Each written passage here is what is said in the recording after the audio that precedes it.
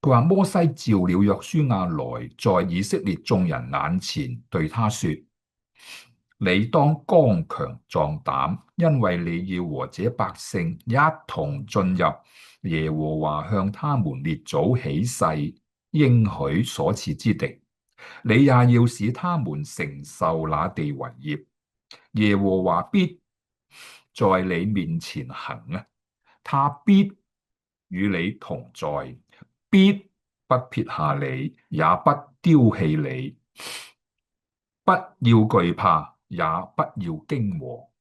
嗱，呢兩節嘅內容就係當約書亞仲未做領袖之前，摩西好清楚喺眾人面前提醒佢、幫助佢、建立佢。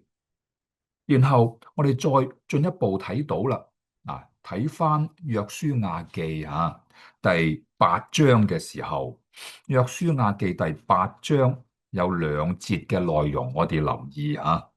約書亞記第八章嘅34節同埋35節啦，呢度提到約書亞嘅情況吓。佢話隨後約書亞將律法上祝福咒詛嘅話，照着律法書上一切所寫的都宣讀了一遍。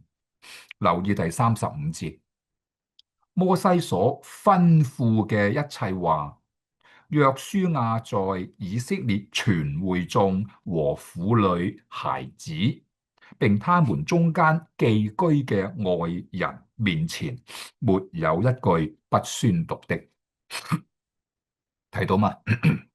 如果我哋要聽神嘅吩咐，如果我哋唔懂神嘅話語，我哋點樣去遵行呢？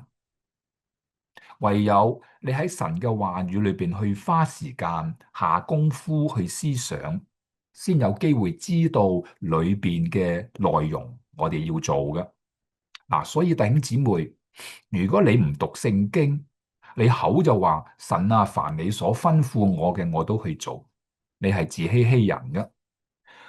如果你讀咗聖經，你知道要遵行嘅事有啲乜嘢事要做，有啲咩事唔可以做，仲有另外一個嘅難關就係話，你願唔願意去跟從咯？